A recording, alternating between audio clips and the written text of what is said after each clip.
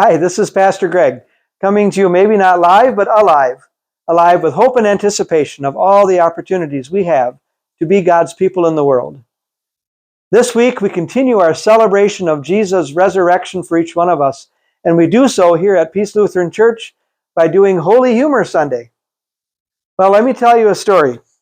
The pastor walking down the street one day, he notices a small boy trying to use the doorbell on a house across the street. However, the boy is so short that he can't reach the doorbell. So after watching the boy do that for a while, unsuccessfully, the pastor walks across the street up to the little fellow and rings the doorbell for him. Kneeling down next to the little guy, the pastor smiles and says, "Well, now what?" The little boy looks at the pastor and says, "Run." On Holy Humor Sunday, we laugh at the devil, his foiled attempts to keep Jesus in the grave. We enjoy ourselves.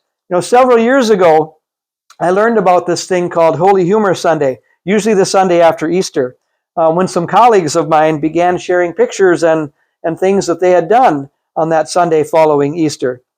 Now, even though I think that most Christians would agree that joy and laughter are certainly important things and belong in our life as followers of Jesus, sometimes we've grown up in worshiping situations where we think that laughing or being too joyous is frowned upon. But that's not the case. We celebrate that Jesus is risen, and we're going to celebrate with Holy Humor Sunday. Speaking of that, a church had a picnic. They invited the entire community to come.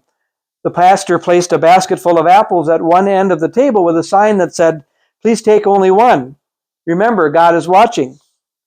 Well, on the other end of the table was a plate of cookies, where one of the children had placed a sign saying, "Take all the cookies you want. God's watching the apples." So join us Sunday, April 7th, as we continue our celebration of the resurrection with Holy Humor Sunday.